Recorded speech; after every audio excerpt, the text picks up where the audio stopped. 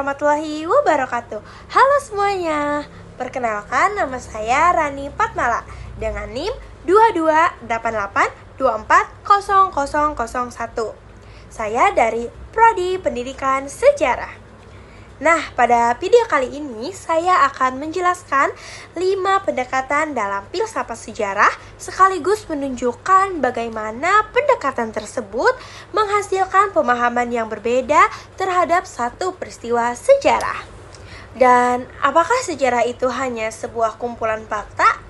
Mengapa satu peristiwa dapat dipahami dengan cara yang berbeda? Dan apakah sejarah itu benar-benar objektif? Nah, dalam video ini saya akan membahas 5 pendekatan dalam membaca sejarah, yaitu covering law model, hermeneutika, historisme, narativisme, dan juga postmodernisme. Ketika mendengar kata sejarah, banyak orang menganggap bahwa sejarah hanyalah kumpulan fakta tentang masa lalu.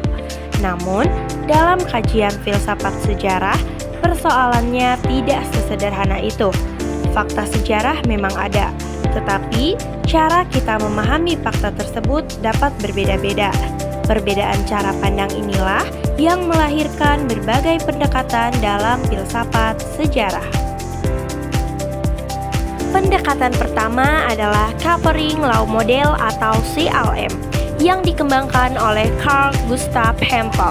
Menurut pendekatan ini, peristiwa sejarah dapat dijelaskan melalui pola sebab akibat yang bersifat umum. CLM beranggapan bahwa untuk memahami suatu peristiwa, kita harus menemukan faktor-faktor penyebab yang dapat menjelaskan mengapa peristiwa tersebut terjadi. Sebagai contoh, Revolusi Prancis tahun 1789 dapat dijelaskan melalui beberapa faktor, seperti krisis ekonomi, ketimpangan sosial antara kaum bangsawan dan rakyat biasa, serta ketidakpuasan terhadap pemerintahan monarki. Dalam perspektif CLM, faktor-faktor tersebut dianggap sebagai penyebab yang dapat menjelaskan munculnya revolusi. Kelebihan pendekatan ini adalah penjelasannya sistematis dan logis, namun kelemahannya sejarah tidak selalu bekerja seperti ilmu alam. Manusia memiliki kehendak, emosi, dan keputusan yang tidak selalu diprediksi melalui hukum-hukum umum. Karena itu, tidak semua sejarawan setuju bahwa sejarah dapat dijelaskan dengan cara yang sama seperti fenomena ilmiah.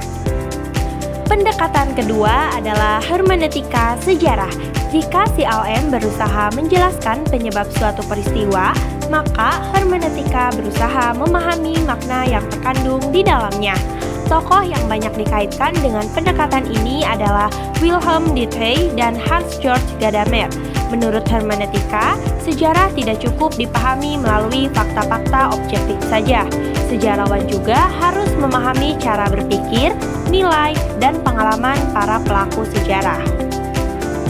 Sebagai contoh, ketika membahas proklamasi kemerdekaan Indonesia tahun 1945, hermeneutika tidak hanya bertanya mengapa proklamasi terjadi.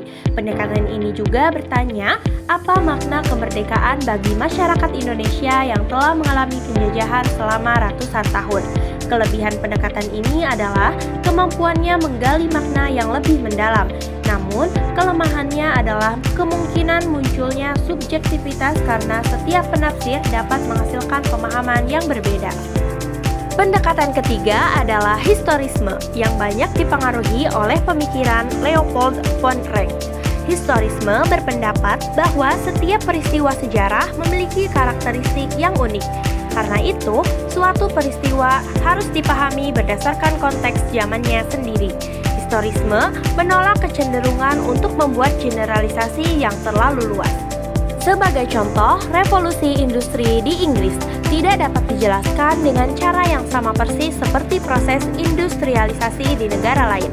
Masing-masing memiliki latar belakang sosial, ekonomi, budaya, dan politik yang berbeda. Kelebihan historisme adalah kemampuannya menjaga keaslian konteks sejarah.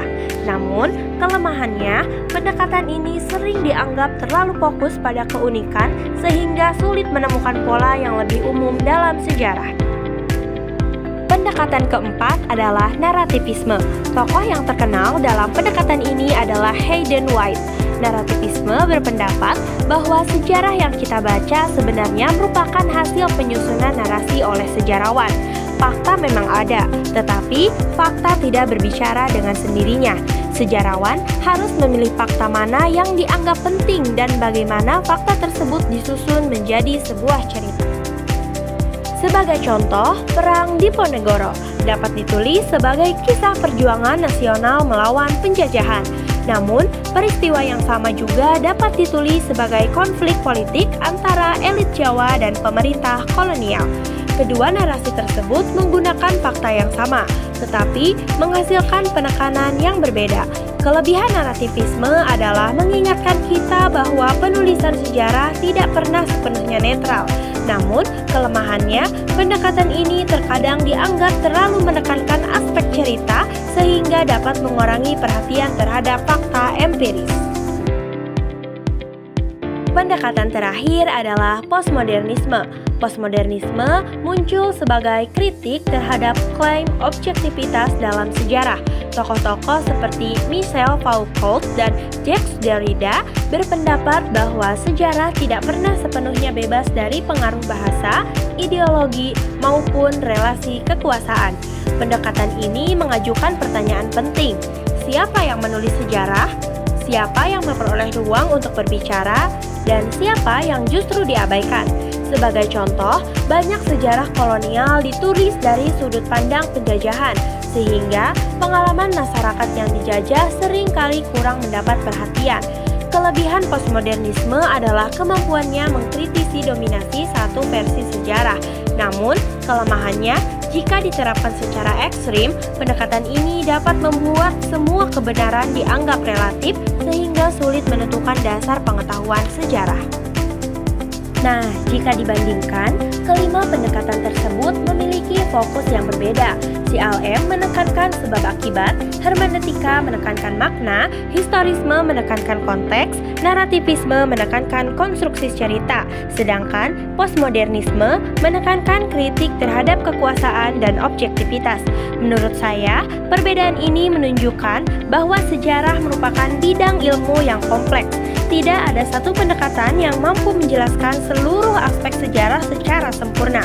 CLM membantu menjelaskan mengapa suatu peristiwa terjadi, hermeneutika membantu memahami maknanya, historisme menjaga konteks sejarah, narativisme mengingatkan bahwa sejarah ditulis melalui cerita, sedangkan postmodernisme membantu kita lebih kritis terhadap sumber dan narasi yang ada. Untuk melihat perbedaannya secara lebih jelas, saya akan menggunakan contoh proklamasi kemerdekaan Indonesia tahun 1945. Dalam perspektif CLM, proklamasi terjadi karena adanya faktor-faktor penyebab seperti kekalahan Jepang dalam Perang Dunia II, desakan golongan muda, dan kekosongan kekuasaan. Dalam perspektif hermeneutika, proklamasi dipahami sebagai simbol harapan, kebebasan, dan identitas nasional bangsa Indonesia. Dalam perspektif historisme, proklamasi harus dipahami berdasarkan kondisi Indonesia tahun 1945 yang sangat spesifik dan tidak dapat disamakan dengan negara lain. Dalam perspektif narativisme, kisah proklamasi dapat ditulis dengan berbagai cara tergantung sudut pandang penulis.